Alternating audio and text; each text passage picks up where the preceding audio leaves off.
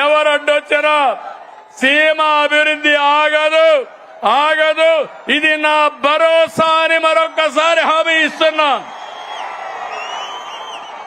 తమ్ముళ్ళు, ఒక అకుంఠిత దీక్షతో రాష్ట్రం కోసం పనిచేస్తున్నాం.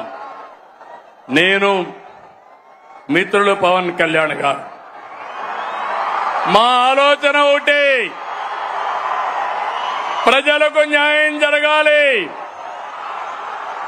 రాష్ట్రాన్ని మళ్లీ పునర్నిర్మాణం చేయాలి, మీరందరూ గర్వపడే విధంగా మీ భవిష్యత్తును తీర్చిదిద్దాలని నేను, మా మిత్రుడు పవన్ కళ్యాణ్ గారు ఇద్దరం ఆలోచిస్తున్నాం. మాకు ఈ ధ్యాస తప్ప వేరే ధ్యాస లేదు. ప్రజల అభివృద్ధి, భవిష్యత్తే మాకు ముఖ్యం. రాష్ట్రానికి మంచి చేయాలనే మా సంకల్పానికి కేంద్ర ప్రభుత్వం పూర్తిగా సహకరిస్తున్నారు. నరేంద్ర మోడీ గారు అయితే అన్ని విధాల అండగా ఉన్నారు.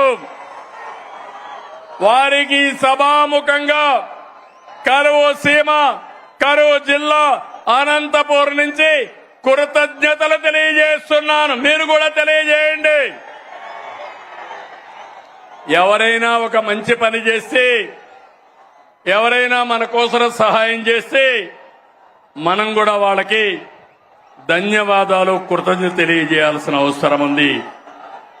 అయితే తమ్ముళ్ళు, ఈ సభ ద్వారా 3 పార్టీల కార్యకర్తలకు, నాయకులకి ఒకే మాట చెప్తున్నా. మీరందరూ కూడా కాలర్ ఎగరేసుకుని తిరిగే విధంగా పాలన అందిస్తున్నాం, హామీలు నెరవేరుస్తున్నాం. కేంద్రం కూడా నెక్స్ట్ జనరేషన్ రిఫార్మ్స్ తో దేశాన్ని ముందుకు తీసుకుపోయే పరిస్థితికి వచ్చారు. నేను వేదిక పైనుండే వాళ్ళని, కింద నుండే మిమ్మల్ని అందరినీ కోరుతున్నా, మనం పాలకులం కాదు, సేవకులం.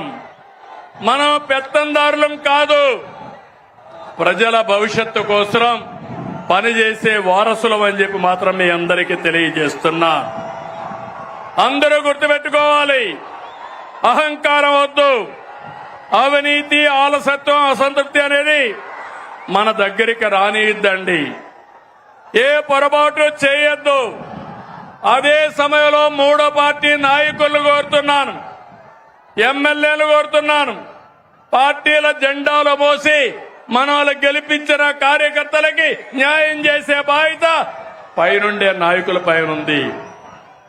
ఒక పార్టీ అని కాదు, గ్రామ స్థాయి నుంచి రాష్ట్ర స్థాయి వరకు 3 పార్టీలకు న్యాయం చేయడం మా ధ్యేయమని మరొకసారి మీ అందరికీ హామీ ఇస్తున్నాను.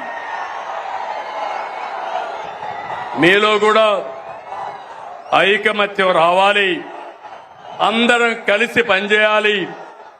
కలిసి ఉంటేనే మనకు బలమని మరొకసారి మీ అందరికీ విజ్ఞప్తి చేస్తున్నా.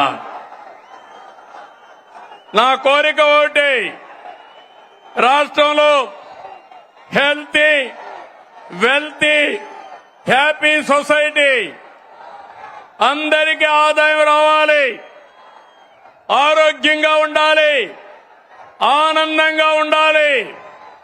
దీనికోసమే నేను P4 కూడా తీసుకొచ్చాను. నేను నా జీవితాంతం పేదవాళ్ల పక్షాన్నే ఉంటాను, వాళ్ళ కోసమే పనిచేస్తాను.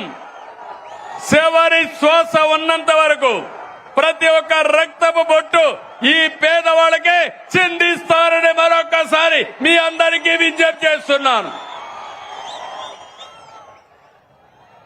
మనం రాముడి పరిపాలన చూడలేదు, కానీ ఏదైనా మంచి పరిపాలన అంటే ఏం చెప్తాం తమ్ముళ్ళు?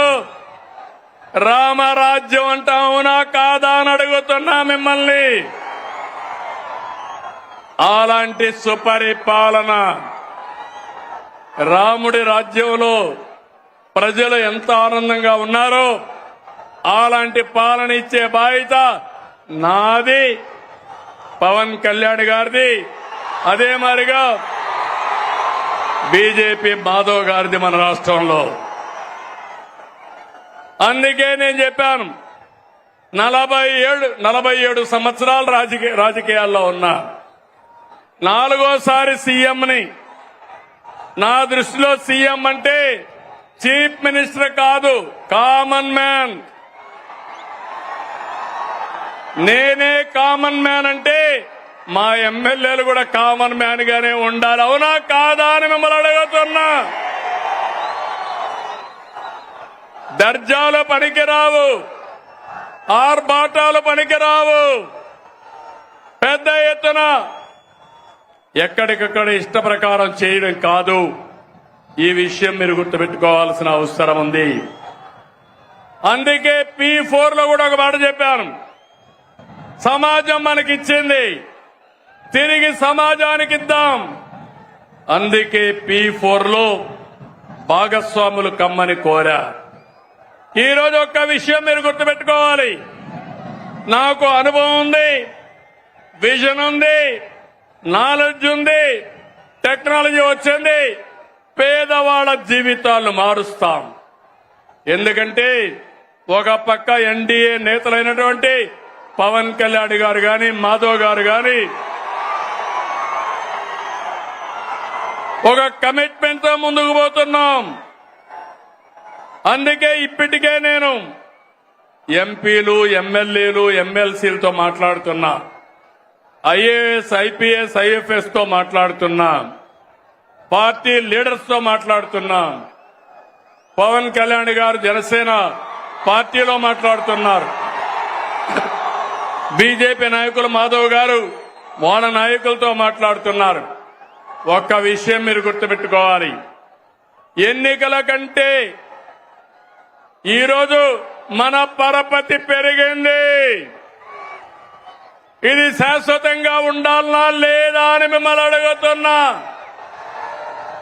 ఒక ఎమ్మెల్యే తప్పు చేసిన, ఒక కార్యకర్త